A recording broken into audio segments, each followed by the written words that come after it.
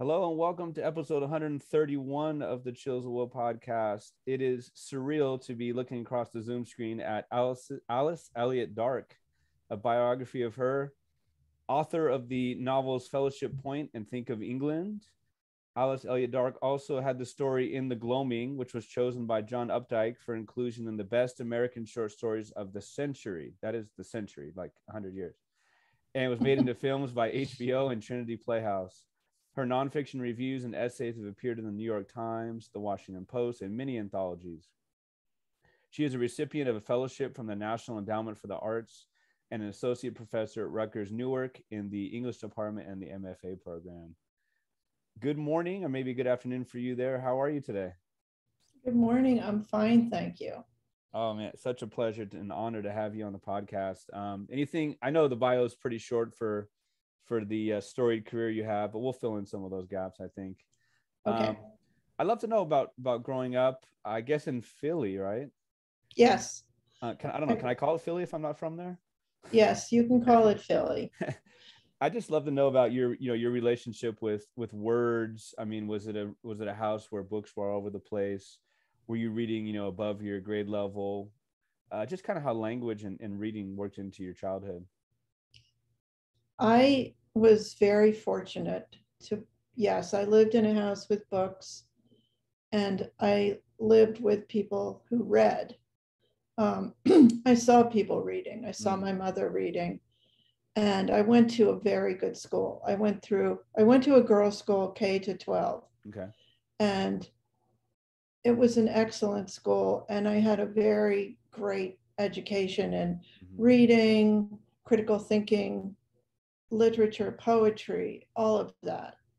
And I am so incredibly grateful for it now. We had my 50th reunion last year, and we did a Zoom with a lot of the class. It was a big class for the school, but it was only 70 people at the very end of the time.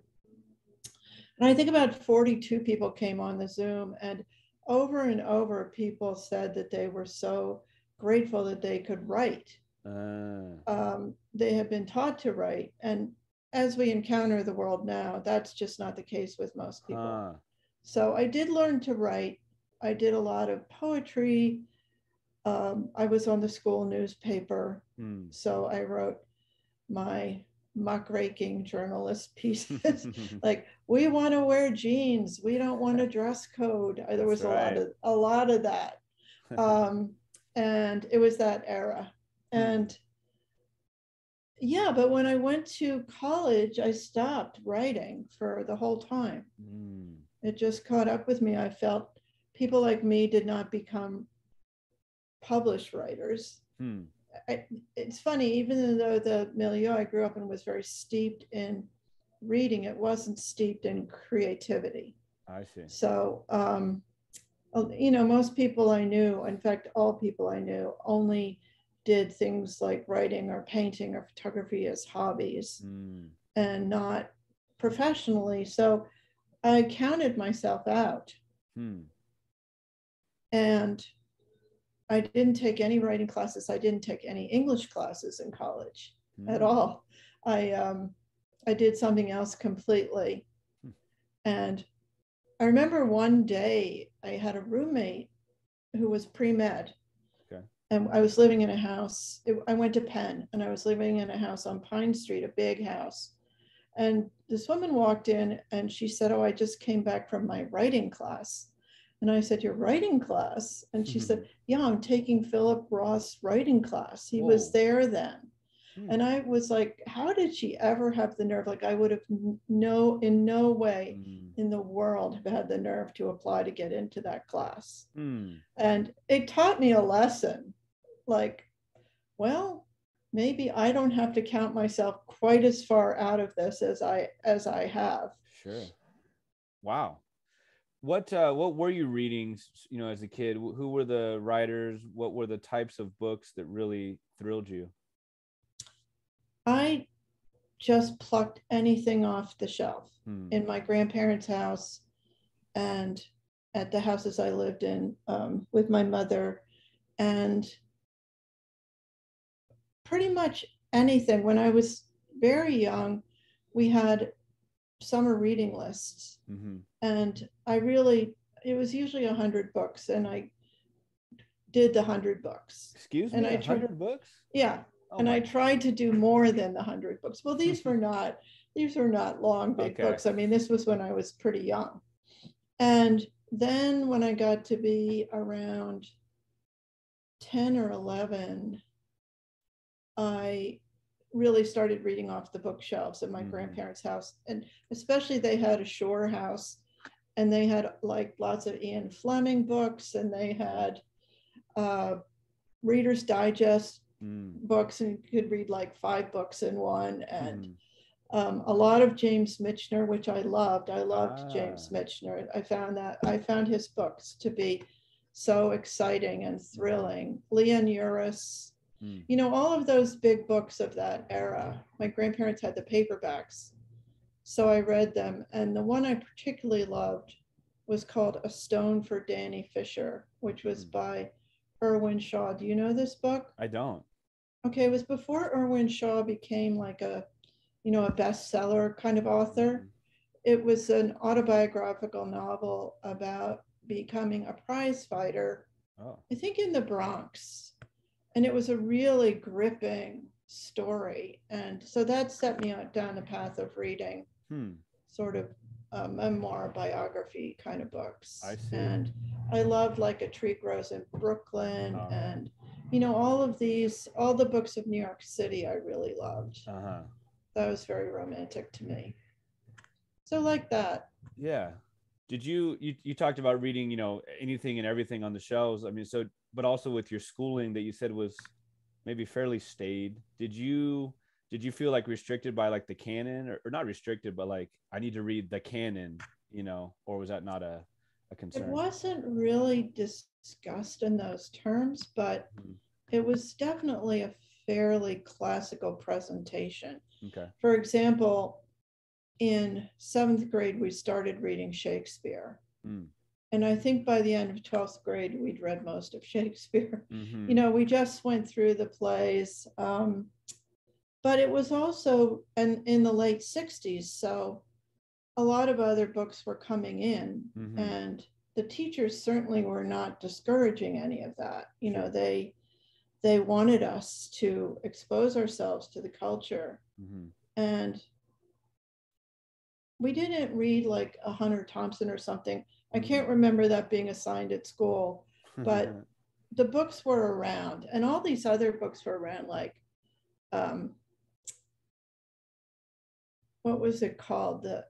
The one, The Breakdown of the Bicameral Mind. I can't remember the first part of that. And then the R.D. Laing books about schizophrenia, and then the Zen books, the D.T. Suzuki books were coming in, and I read all of that in high school. The Tibetan Book of the Dead. Okay. All of that. The Origin of Consciousness and the Breakdown of the Bicameral Mind. Yes, there you go. Thank you. I love that book. I loved it. It was very, you know, all of those ideas were big ideas and very influential as a teenager. Yeah, I bet. Did you know, the idea of like the writer as the narrator, the writer as the speaker, especially like in poetry, you know, like separating the two. So I'm just so interested. Well, Philadelphia is not really, there isn't that much mention of Philadelphia in Fellowship Point as far as like descriptions. Like they're there, they live part of the year there, but you know, there's not a lot of description as much as there's of Maine. So I just wonder, Philly is so interesting to me. I know it's close to New York. Obviously it has the American history behind it, Constitution and such. And then the Quakers as well. Did you grow up Quaker? Did you grow up knowing a lot of Quakers? Like what was Philadelphia like? I love Philadelphia. I am going to write a big Philadelphia book. Okay. That's 2 books down the road. So I am going to give Philadelphia its due. Where I grew up on the main line outside of Philadelphia is an incredibly beautiful place. I did not know that when I was a child. I did not know how beautiful it is compared to other places. It's truly just a very beautiful piece of ground with rolling hills and trees and lots of flowers. It's just beautiful. And the city itself, I went into the city a lot when I was young, and I loved it. It was old brick houses and no tall buildings. I think until either the late 60s or maybe early 70s, no building was allowed to be taller than William Penn on the top of City Hall. So it was a fairly low city, and it still is. There are big buildings now. They broke that code, but most of the neighborhoods are at 3 stories at most. So you have a sense of not being hemmed in like you do in New York. Right. You're not in the shadows all the time like you are in New York. Yeah. It's still an open, sunny feeling city. And it is the Quaker City. It's called the Quaker City. It was founded by William Penn and the Quakers. And there's a very strong influence of that. It's not the only influence in the city. There are many, many, but it's still around. And the school I went to had been a Quaker school. So we had Quaker practices still. We had quiet day, we had quiet hour, we had a lot of presentations from Quaker groups, especially during the Vietnam War. Quakers are pacifists, so we had a lot of pacifist kind of presentations about what war was doing to the Vietnamese people, which was really amazing. When I think of that now, schools would not do that now. You know, they wouldn't have a group come in. Well, maybe some schools would, but we had a group come in, show us a movie of what napalm did to children's bodies. Wow. And it was horrifying. Sure.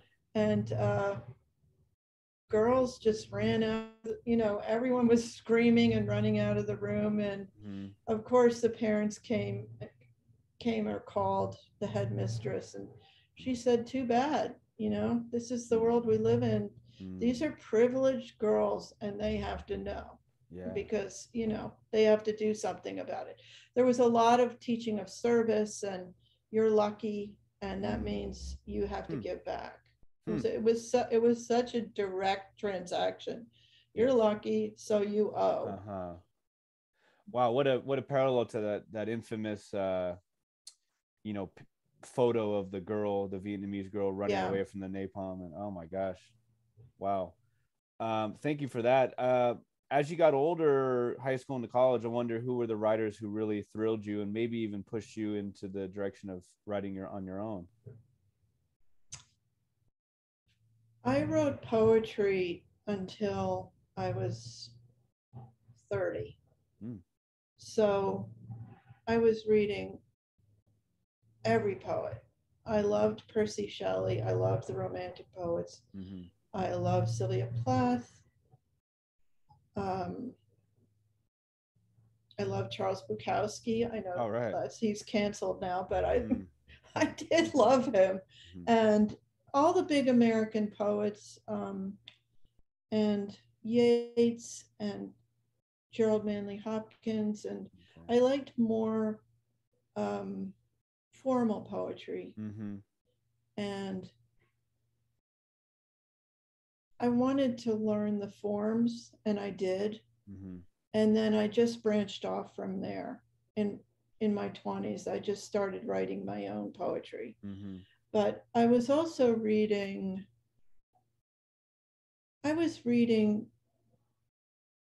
well, in college, I was an Asian studies major. They didn't call it that then, but I'll call it that now.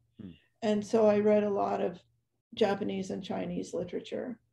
And that was a great thing to do because I learned very close observation that different forms exist all over the world. And it wasn't just the way people write stories in the West. There were different ways of writing stories.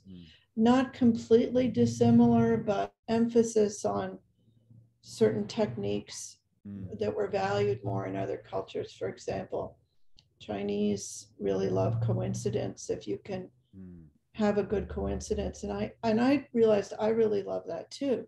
And Dickens does it all the time. You know, people do it in the West, but it isn't really held up in the way it was in Chinese literature, which I found fascinating.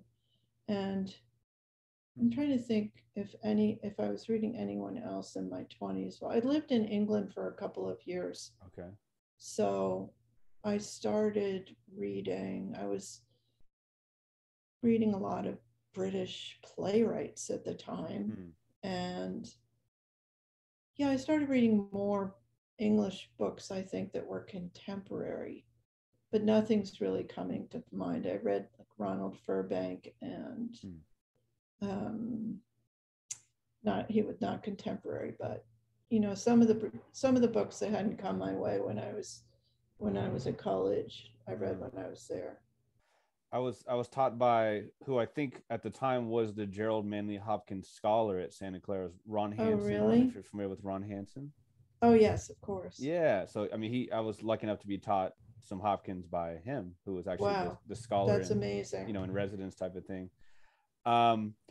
Was there one Eureka moment or Eureka moments where you realized, like, I can do this really well as a writer? People want to read it. I can, you know, maybe make a living off this. Well, I still haven't had that thought.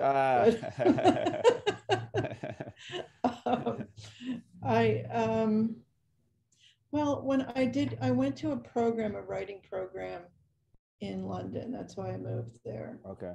And when I showed my poems to the class, they went over to a level that I didn't expect. The teacher thought they were great. The other students thought they were great. And I was surprised. I didn't know, but it gave me confidence. And then I was living there during the punk period, and I was going to hear music like every night. You could just go, you know, it was just cheap at any pub, and you could see people who became famous like 10 minutes before they became famous. It was so easy to have a hit record. In England, it's so small that you could just go and see the Pretenders in a small pub one week, and then the next week they'd all of a sudden be #1 on the charts. And that happened a lot. So I saw a lot of really interesting music, and I got very influenced by the way English songwriters were writing lyrics, which was much more narrative, I felt, than American song lyrics. And I started writing poetry in that vein. And that was really the beginning of the shift to writing prose. Just writing longer poems, narrative poems, poems with stories in them. And I guess it was a little bit before I even went there that I decided I wanted to. I didn't think I'm good at this, I could make a living at it, or I could publish it. I just thought, I really love this, and I gave it up during college, and I miss it, so I'm going to go back. And it just kind of went forward from there. I'm pumped to talk about, you know, in particular, in the Gloaming, is the name of the short story collection, right? It's all, you know, I have right over my right shoulder here, and it's the title story was named, like we said, to the best of the century. And then Fellowship Point, which comes out, remind me when it comes out? Next Tuesday, a week from today. Next Tuesday, which would be July what? 5th. July 5th. In the Gloaming, you talked about spending time in England, and Gloaming is, I guess, a Scottish term. Exactly. I'd love to know some of the seeds for that particular story. My grandfather was Scottish, and he always used that word. And, you know, to me, it was a household word. I came up against some opposition to it when the New Yorker picked up the story, that no one knew the word. And I said, that's what dictionaries are for. Well, yeah, that's the point. Yeah, right. It's not an uncommon word, but it isn't, I think it's a more known word now, but it's, you know, it is in another language, but A few things came into it. I had a really close friend who died of AIDS in 1986. Mm-hmm. And it was not like the story. It was a much more ugly and difficult passage to death. But I was very exposed to a lot of people who had AIDS in that time because I was living in the city, and it was just everything that had been great in the late 70s turned horrible.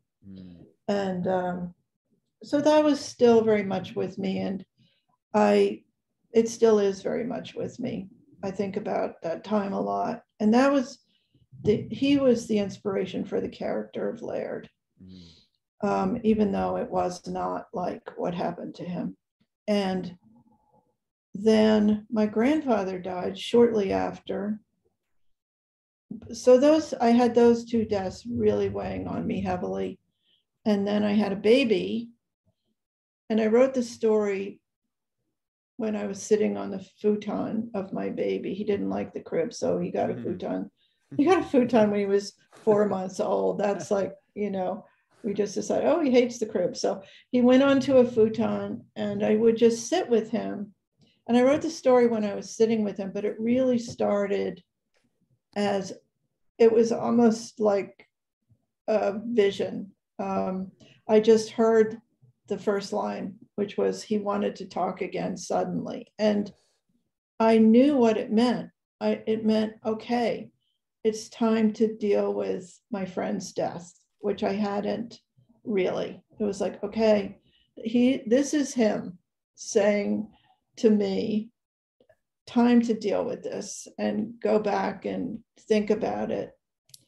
So those were the seeds. It was just the weight of grief that I hadn't really figured out what to do with, having a young baby, and I was intensely anxious about him and his well-being. He was fine, but I just was a nervous mother when he was a baby. So it was, thinking about how would I be under those circumstances? How would I behave? I shouldn't say how would I behave. How would I want to behave? How would I hope I would rise to an occasion like that? So the story was a lot thinking about that, and thinking about so many women I knew and had seen gone through terrible things like the death of a child or difficult divorce or whatever, and how brave people are. So those were the threads leading into the story. Well, thank you for sharing the personal stories there. I have in my notes here, that opening line is just so powerful. It's so concise. He wanted to talk again, comma, suddenly. And I always remember it, and I'll think of it even more now that the he is almost like your friend from 1986. Wow. Yeah. In the story in the evening, so talking about in the gloaming, the word itself, is that a direct analog for dusk, or how would you It's change of light. So okay. Morning also, you could say the gloaming. People don't really, but it is. Okay. It's change of light. It's twilight. Twilight. Yeah. So yes. What were you going to say? What? Well, no, just so in the story, in the evenings, Laird, who's said to be 33, he's dying.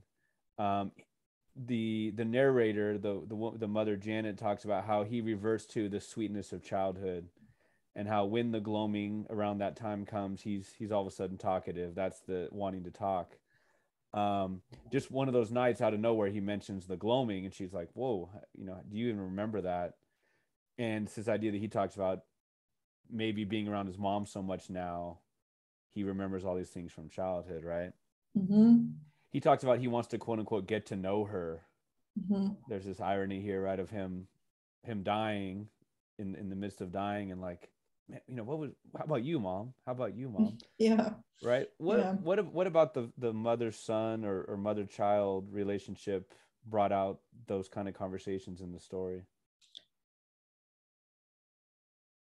It just pretty much happened once I had the characters. I think that's how I do my writing. Mm-hmm.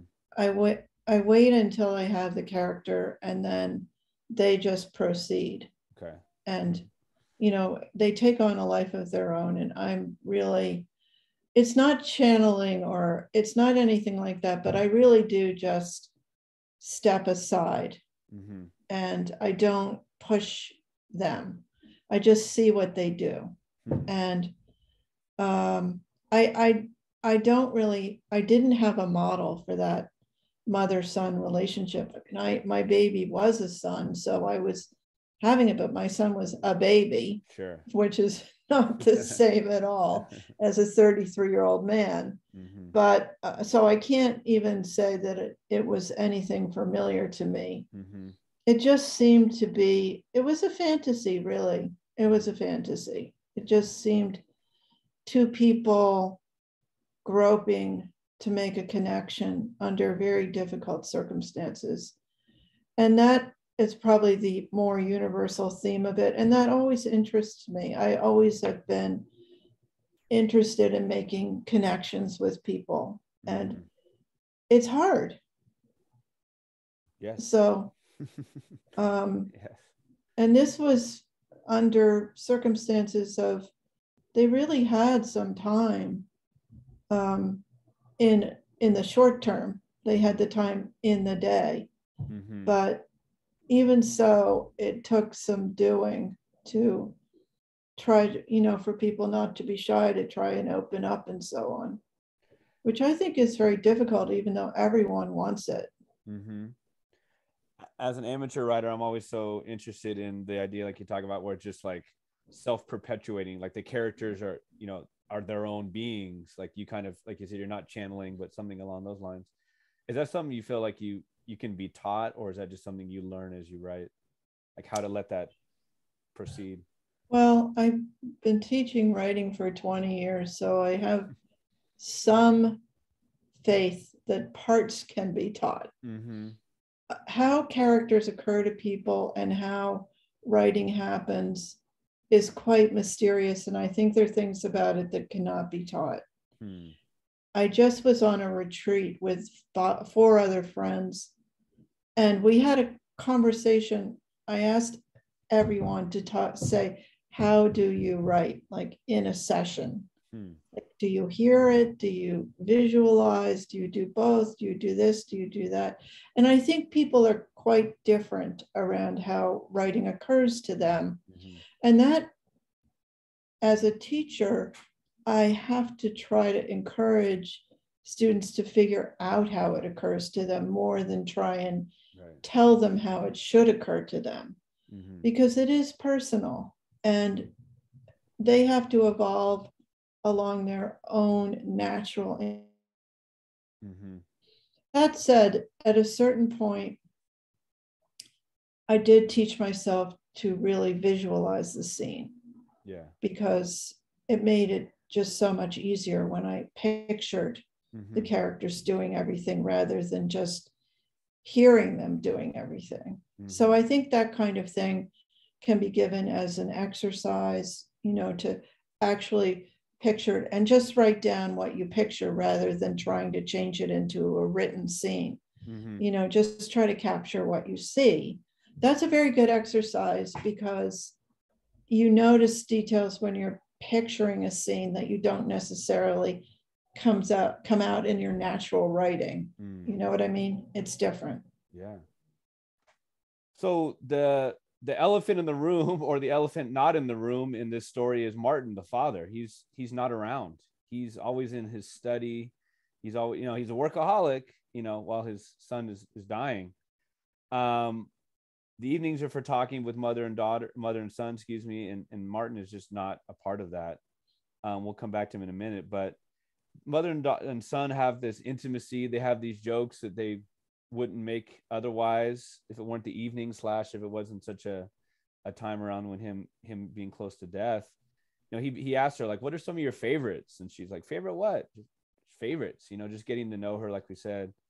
I always remember the line, having read it just again yesterday, but I mean, I haven't read it probably in 4 or 5 years, but I always remember the line that really was touching to me was about where they kind of talking about different subjects. They get onto sex.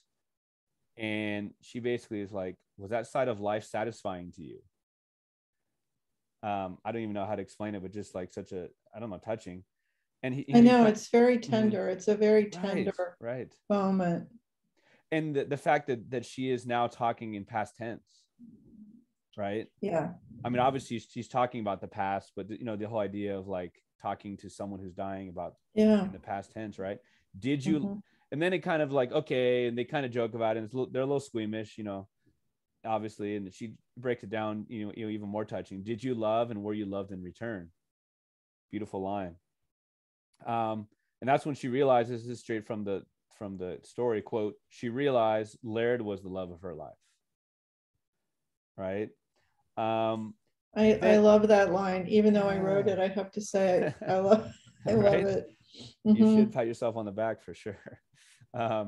You know, it's not all happiness in their connections there. You know, rainy nights, for example, the gloaming is not the same, and the truth really sets into her, like, you know, this is not going to last much longer. He's not always going to be talkative. He's not always going to be with me.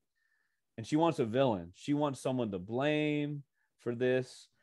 I don't think the first time I read it, which I might have been really, really young, are we to understand right away that it's AIDS? I purposely did not put that in the story. Mm-hmm.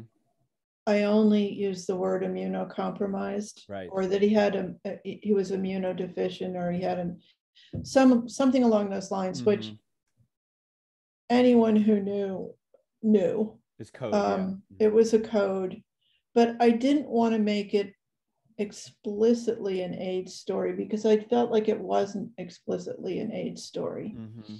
It was a story about a developing relationship that was going to have a finite point, mm-hmm. an end point, a known end point, mm-hmm.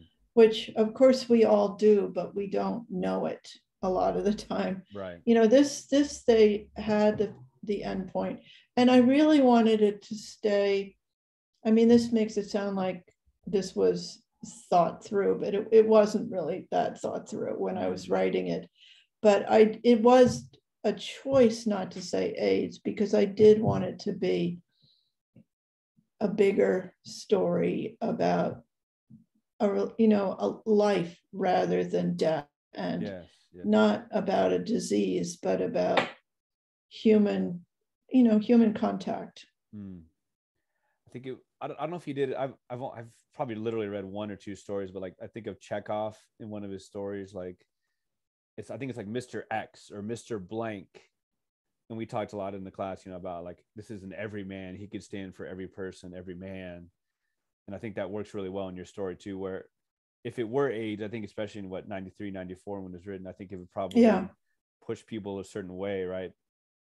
Yeah, that's what I felt. Uh-huh. In fact, it's interesting you say that because when I first wrote it, the mother didn't have a name. And then when it was going to be published in the New Yorker, they asked for a name. So I gave her a name. But I had that same notion that she's a mother. She doesn't have to be that particular of a mother to even have a name. Wow. As the story gets towards the end, there's one of Laird's friends somehow got the mistaken news that he'd passed, and writes kind of like a eulogy or a very a nice letter describing him as like the funniest, most vital.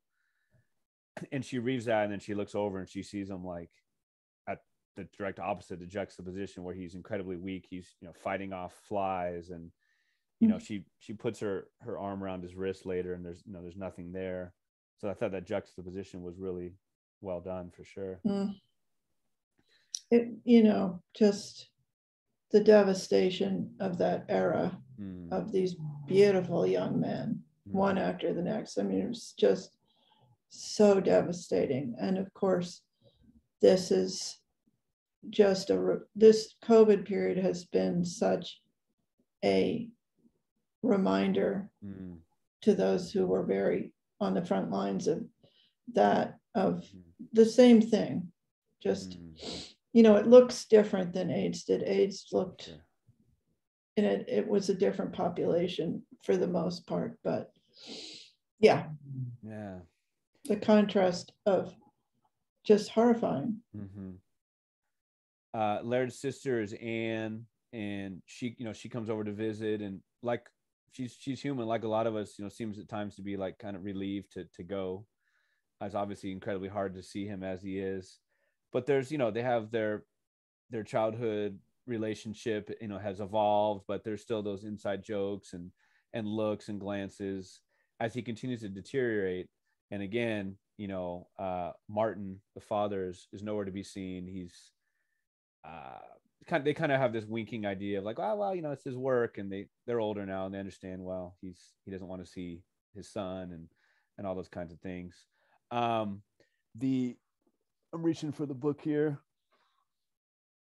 Without giving away the ending, because that the last page and a half, the last line, the question, I'm such a fan of ending a story with a question, and the question that Martin asked to end the story is beautiful and sad and just so emotional. But you have this really long sentence that does not read like it. This would be the second to last sentence, quote, and I don't think this gives anything away. Quote, it was the same curious, this is Martin's speaking, and the narration is, quote, it was the same curious, shy, deferential tone that had always made her feel as though all the frustrations and boredom and mistakes and rushes of feeling in her days as a mother did indeed add up to something of importance. And she decided that the next round of telephone calls could wait while she answered the question he asked, and then dash, and then the question follows. That, I don't know, Hemingway-esque, or many writers, the and, which you do so skillfully there. Like I said, it's a long sentence, but it reads so smoothly. Congratulations on an incredible story. It made the, John Updike selected it for the best of the century. And then it was made into a movie. What was that like to I mean, look, Meryl Streep and Whoopi Goldberg, and I'm probably... It wasn't Meryl Streep, it was Glenn Close. Glenn Close, excuse me. What was that like to see your creation on film with some, I mean, you know, legendary actors and actresses? It was really a fascinating experience. When I first read the script, I had I mean, I knew they were going to change it, but I was a little taken aback by some of the changes. But then when I saw it, there was a big premiere for it, which was interesting. And I had gone to the set a couple of times and seen the stars and seen them working out the scenes. They were all so brilliant, you know, and just trying things different ways and the lines differently, and so fun to watch. You know, it was separate from me to some degree, because when people first started calling me, a lot of different people called over a couple of year period, considering making it into a film. And my response was, why? I mean, it's just two people sitting and talking like, where's the movie? I don't, you know, I don't see a movie in that piece of writing, but okay. And if you insist. If you insist. And the person who ended up making it was Christopher Reeve, and it was very shortly after he had his accident where he became a quadriplegic. And I think he had a very intense, he had a close relationship with his mother. And from what was told to me, and a little bit was by him and a little bit was by other people, that things happened between him and his mother after that accident that were really powerful to him, and it made him want to make a mother-son story. So that was fascinating too, because everything about the filming had to be worked around the fact that he had lots of machines and he had to be in a different room from the filming because there simply wasn't enough room for him to be in the room. So that was all very interesting, and everyone was so respectful towards the story, and it was wonderful, but I certainly didn't expect it, and it wasn't something that I ever dreamt about. Well, speaking of legendary, John Updike selected this story for the collection, of the century. What was that like? Did you get to talk with him? Did you Yes. get to, were there premieres and parties, and did you get a chance to talk to others who were included in the anthology? There was a big party for everyone who was included who could come. That was very fun. And he was there, and he told me it was his favorite story in the whole book, which he's a very charming person. And I would not be surprised if I was not the only person he said that to, but it was charming. And, I appreciated him saying that. And it was very thrilling. I was really excited about that because it was a great collection with lots of other wonderful stories and fun to meet people. I'm still in contact with a couple of people I met at that party. Nice. So, yeah. Fellowship Point comes out. This will be heard a few days after it comes out. And Publishers Weekly, for example, says, quote, Fellowship Point is an immersive, intimate, modern interpretation of a 19th century novel, a literary page turner that hits all the salient points of the long entwined lives of two female friends. It is not a short book. It is an incredible read. I probably literally spoke out loud a few times, kind of wows and some of the twists and turns. That's so nice. I'm telling the truth here. It's wow. What an accomplishment. And I just wonder, maybe again, you can talk a little bit about the saga of the book itself. Some of the things I've read, 2002 or so, it was called, had the title, you had a different title, of course, at the time. You were ready to publish it, but different things happened. I'd love to know a little bit about the saga of the book itself. Okay, that was a completely different book. It was a book called The Book Group, and yes. It happened to be the same moment that Karen Joy Fowler wrote her great book, the Jane Austen Book Club, and it was considered to be, there was some worry that it was too similar to that. Which the subject matter or just the title? Just the idea of writing about a book group. Okay. Of course, there have been hundreds of books about book groups ever since then, but yes. At the time, it seemed maybe there's not room for two. So anyway, so I wrote a couple of other novels that are sitting in my basement in big plastic tubs. They just didn't work. I couldn't figure them out. I wanted to write, at a certain point, I decided I wanted to write a bigger book, 19th century style. And that really came off of watching a mini series called He Knew He Was Right by Anthony Trollope. Then I went and read the book. And then I started reading a little more Trollope. And then I went back and read some of the other, Middlemarch and a couple of other books by her. And I've read Madame Bovary so many times, and Anna Karenina, and those big books, which I really love and love to immerse in and love to just go into the world of a completely, a whole society like that. So I decided I wanted to try and do that. And actually, that came a little after. The first thing that came was the character of Virgil, who I wrote a lot about. Virgil. It all hit the cutting room floor, but there was hundreds of, not hundreds, I think I had about 200 pages of him. I know I had so many different versions of this book. It really started in 2011, and I wrote Virgil, and then I wrote a draft that was just Robert and Polly. Robert being he's a landscape designer, but also a caretaker at the property who gets arrested. And that whole draft of the book was him coming out of prison and living with Polly. And whoops, I got it. And so it was another kind of a two-person book.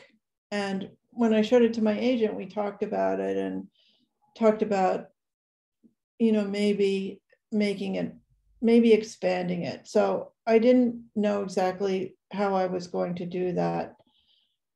Long story short, it was a process of feeling my way around. The big idea of it had to do with old women. And, when they came in, I really wanted to write about them. And then, there were a lot of other themes. When my really close friends read the book, they say, oh yeah, that's you. Because none of it was autobiographical. These are all made up characters, situations. Nothing in the book ever happened. But I think a lot of the little things, and I think that's true with a lot of authors, they don't even think about, I don't even think about making her a vegetarian because I've been one for so long. It's just like, yeah, that's it. And little things like that. I'm so interested in, not that you, like you talked about 2011, you kind of picked it up again. So not that you've been writing it for 20 years, but like, so if it's been 20 years, you were what, like 8 or 9 years old when you started writing it? That's crazy. No, oh my. I didn't start this till 2011. I was trying those other ones that didn't work. I see. But I just wonder about like the idea of like perspective, right? Like if something happened to me yesterday, I'm not going to be able to write about it as fully, or maybe it'd be more emotional than rational, or so I just wonder about, like, being that the book was kind of drawn out for many years, like, are you in a different place? Like, do you see Polly and Agnes, the two probably main characters, do you see them differently? And also, like, yeah, I guess that's what I want to ask. It was really wonderful to take my time with the book. And once I showed it to my agent and he sent it to my editor, to have her give me time to go through a couple more drafts. And I didn't even get to the ending until probably 2 years ago.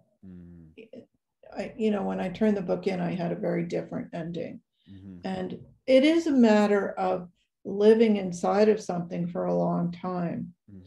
And I think there's advantages to both ways of doing something, to writing something fairly quickly and capturing the zeitgeist, and then stepping back and writing something that's more contemplative and is not attached to any historical moment. Even if it's about an historical moment, does not exist within our historical context, right. So that it's much more psychologically explored rather than tied to current events. I see. Are the characters real to you? I would say yes. I would say they feel very real to me, and it was hard to let go. There were aspects of the book that I would have liked to explore more. Not in that book, but okay. Well, I can just, to that point, I can say the book I'm writing now is a sequel to In the Gloaming. It's sort of what happened to everybody, because I never stopped writing about those characters. I just kept writing about them. And I'm working on that now. And I don't know if that'll happen with Fellowship Point. I don't think so, unless I write a prequel. I do have like a fantasy of writing Agnes and Polly on their European tour when they're 18. And I think that would be really a fun and funny book to write. But they to me. And there were a lot of things I cut from the book that were really real to me, and I have all that material. So I feel that that situation and the people were very well explored. I gave them their due. That's something I always say to my students, like, give your characters their due. Like, don't short shrift them because you're in a hurry or you don't like them or whatever. Right. Doesn't matter, give them their full humanity before you step away.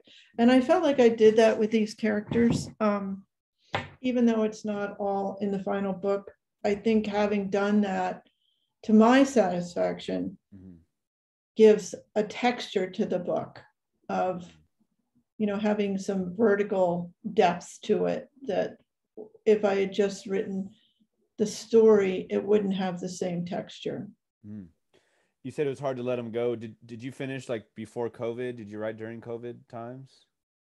I was editing it during COVID. Okay. But I pretty much finished it I finished it before then. Has COVID been productive for you? I hate, to say it like that, or kind of like the same. It's a terrible thing about writers, and I've talked about this with a lot of friends, having to go inside and be alone. It's the dream, it's what we live our, years for. Like, can we go to an art residency for a few weeks? Can we have a vacation where we're fairly solitary? So even the thing that was so disruptive of that was just the devastation of seeing what was going on. And, I was one of the lucky people that I was able to work online. Right. My university, we shifted online. I was just teaching online. So I didn't have to put myself out in the world. A lot of my students lost parents and who were frontline workers in the beginning. And, that I can't say that it was an idyllic period of retreat because constant grief. Yes. But I did find out that I am, as I always suspected, I am happy to be alone a lot of the time. Yeah. So it was just very mixed and a lot of mixed feelings about all of that. But of course, a different type of quiet, a different type of aloneness. Yeah. The book is, has a lot of like, I don't know, not books, but writing within writing, diaries. Agnes, the main character, is a writer. She's a successful writer. There's, there are some flashbacks. I thought the timing of, like, I guess the main action of the book is 2002, 2003 ish. Yeah. 2001 to 2003. Yeah. And, I'm 42 right now. So that was like, end of my college. And I don't know, it's just a really interesting time that I can't believe it's been 20 years. I'm sure you'd say the same. I know. But it's not, I can remember it. Right. And it was an interesting time, of course, with 9/11 was featured in the book, and just newspapers were more, were more important, and people read the papers, and just kind of a really nice snapshot of that time. But I just wonder about, like, writing the book and finishing it, and it's an incredible accomplishment. The book is so good. Were you able to appreciate it based on the fact that you had so many different iterations of it? And you know what I mean? Like, were you able to just, I'm sure you read through it so many times. When it was done, were you able to be like, wow? Or was it kind of like, I've seen it before? It was really neither of those. This is a very quirky, weird book. I had no idea. Honestly, I thought I had done what I wanted to do. I felt that I'm always interested in structure and balance. I guess coming from being a poet, I'm always interested in structure and balance and flow and all of that. And I felt that I had, at the end of the day, with the help of Mary Sue Rucci, my very good editor, that I created a nice piece of work that had, like, the aesthetic elements that I admire, like in a painting or in a piece of music. I felt that I had done that, But that didn't mean to me that other people would really like the book, but they have really liked the book. So at this point, I've gotten a lot of feedback about the book, and I do feel really good about it. But it wasn't like that when I first finished it. No, I didn't think about it that way. Agnes is arguably the main character. She's the first character featured. She's a popular or a well-known writer, like I said, a successful writer. She has writer's block. She's got 2 different series going on. One of them's under a pseudonym. She's ornery for sure. I mean, she's one of those that you know, take it with a grain of salt. She's not a mean, rude person, but she's got a quip for everything. She also has cancer. She comes from the Lee family, that, you know, the lineage of the Quakers. Her great grandfather, I believe, started the trust at Foundation Point in Maine, which is like, you know, the vacation home, but even more than that. Polly, I guess, is the Quaker in the sense of not making trouble, right? She's very much more of a pacifist with like individual relationships. She's best friends with Agnes. Her husband, I'll say it, her husband dies. But she learns a lot about herself after his death, which I thought was so interesting, that she'd been so deferential to him in his life. And he's not a terrible guy. He's not a monster, but he doesn't seem to realize what he has with her. He's very closed off. There's so well put. That's exactly the way I felt. I felt like he's not a bad person. Right. He's not a bad man. He's just a little bit of an absent-minded professor. A little bit self-regarding, but nothing bad. Well, in reading in the Gloaming just today, after having read this, I'm thinking a little bit of like, I just forgot his name, Martin, the husband. Again, not exactly the same, but always in the study, always closed off. You know, his kids don't know him very well. You know, so then there's Robert, who I think you mentioned, he's the caretaker. He's beloved. I guess, I mean, is he kind of like a surrogate son for Polly and Agnes? Was that fair to say? He really, like a nephew. Yeah, he definitely is. They grew up with him. You know, there's in the backstory, which is told as a journal that looks like letters. We see him when he's 8 years old, and Agnes was already an adult then, and she knew him her whole life, and so did Polly. And yes, they're very attached to him, and they don't think of him as anything but a part of the whole situation. At the point, they don't think of him as a worker, as someone who works for them. You know, that's not their relationship with him. It's hard to describe. I'm not from this level of people by any long stretch, but I've seen them. And, you know, these kind of relationships are very subtle. And the interdependence, it's subtle. It's, you know, it's hard to do it right, because I think it gets into some pretty murky, sticky areas. But I did want it to be more a filial friendship than, you know, sort of like a valued worker. I was talking about Agnes as being ornery. She gets those had me laughing. I mean, just like a bitterness or an anger or rancor. I don't know how to describe it. The letters between her and Maud. Maud is this young, late 20s. She works for the publishing company, and she wants to get more out of Agnes, or different out of Agnes. And she's, you know, for the most part, she's self-assured. She knows her stuff. She's pushing Agnes to do a memoir, while at the same time, her mother Heidi is going through, you know, great depression. I mean, such that she's almost incommunicado, right? You talked about, you know, class and these relationships and power dynamics. That's clearly a theme. Land, that, you know, they have this trust, this Foundation Point. Fellowship Point. Excuse me. That's right. And it's just about what it means to own something. And one of the lines about William Lee, who was the ancestor, quote, "Even good, charitable William Lee was a pillager in his own pacifist Quaker way." I wonder what you felt like you were trying to say about land and ownership. You know, it just is it's such a long-term mystification that I've had with how can we possibly really own land? How can there be a border between, I'm looking out the window at the little yards, my yard, then the next yard, just little yards along a busy street. And it's like, why? Why is there fence, a fence, a fence, a fence? And it's a very childlike thought, because that was my childlike response when I first found out that, our property ended one place, the next property. I just thought, what? That makes no sense. And I was always very attracted to Native American ideas about land, which were different. And that comes into this book.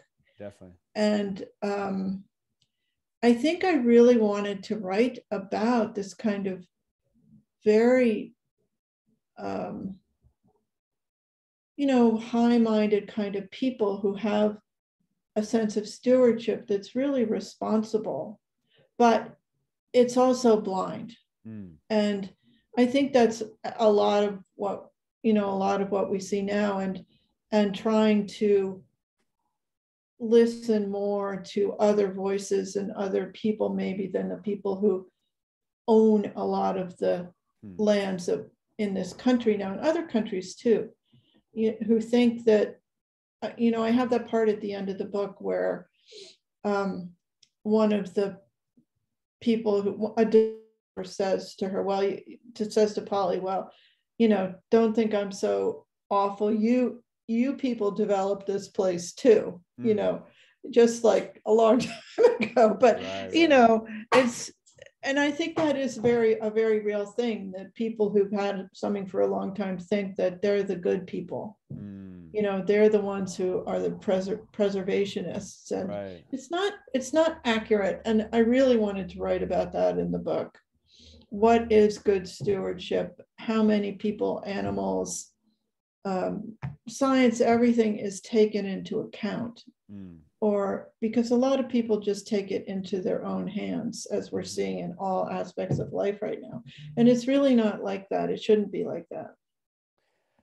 Agnes has the series with Nan as the protagonist, and she gets fan letters and she gets people writing dissertations because it's it's a long running series, right? And one of the writers of a dissertation wrote, quote, "It's as if Agnes Lee had no awareness whatsoever that women might be considered lesser. She writes as if equality were a fact," unquote. So good. That describes Agnes, right? She's a feminist, but even calling her that's not enough.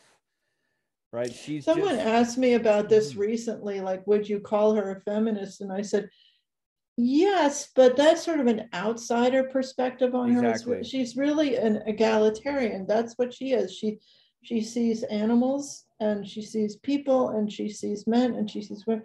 It's all a level playing field to her, and she feels that respect is, just like the better part of manners and relationships with every living creature. Yeah, for me, definitely a likable, lovable character. She's ornery, and she says some pretty, I don't know, crass is the word, but rude things or whatever. But she just reminds me. She's tough. She's tough. She just reminds me of so many of a lot of teachers I can think of. But just like you said, it's an outsider's point of view to call her feminist. She's just like, why wouldn't it be this way? And she's always lived that way.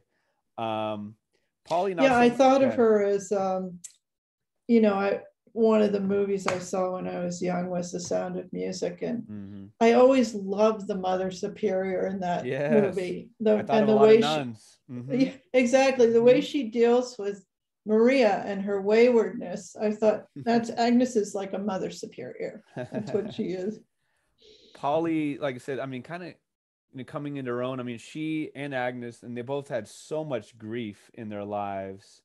Polly, and losing her husband in the quote unquote present time. She does have like an awakening, an awareness of her worth, I guess. I don't want to cheapen it even. Yeah, no, that's right. Right. And, and aging is clearly a theme.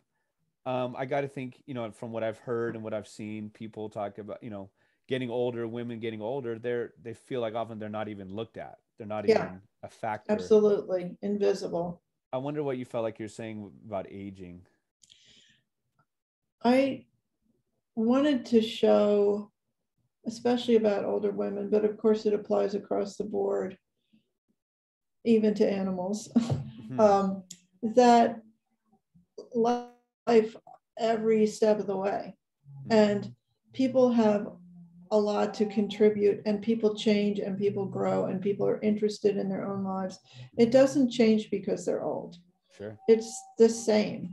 And I really did want to show that, because I do think older women particularly are thought of as being, extraneous. And we've seen in COVID that, Yes. debates about older people, like, should we even worry, blah, blah, blah. Sickening. I know, it's really strange, because what do people think it's going to happen to them as time goes on? They're going to be there. And also it's just a huge resource wasted, to think that the only viable people in our country are people who are wage earners, which is pretty much the way it is. Children are not invisible, but they're not consulted about, what shall we do with our world. They're not consulted.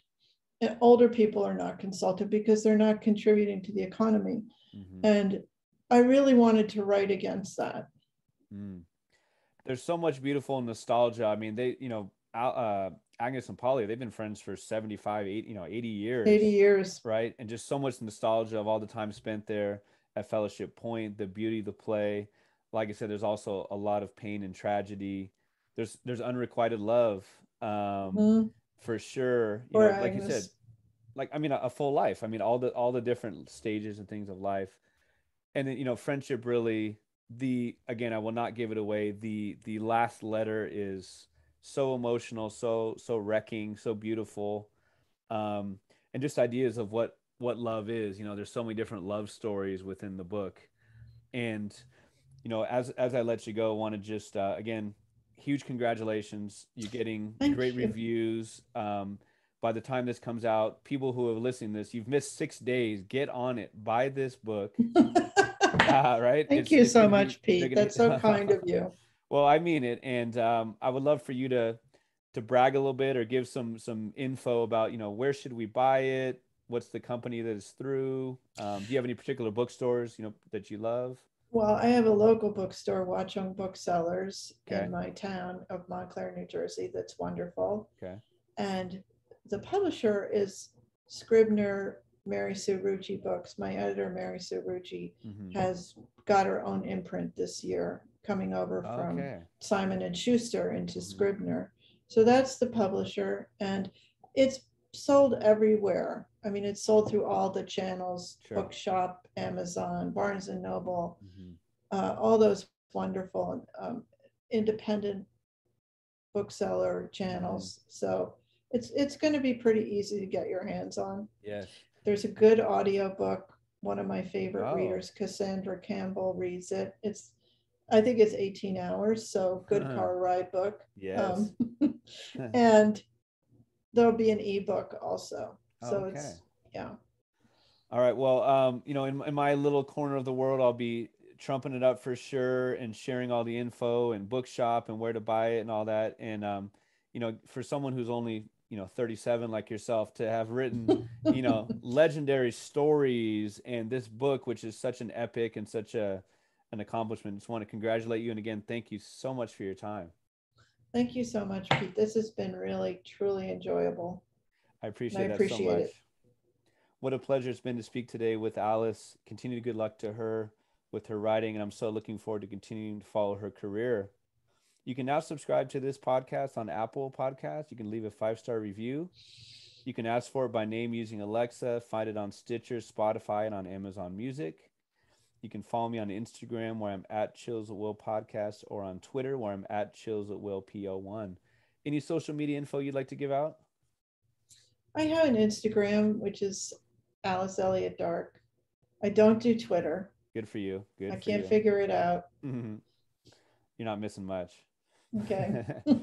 This podcast is a passion project of mine, a DIY operation. I'd love for your help in promoting what I'm convinced is a unique and spirited look at an often ignored art form. The intro song for the podcast is Wind Down Instrumental, and the other song played on the episode was Hoops Instrumental by Matt Whitehour, with both songs being available through archesaudio.com.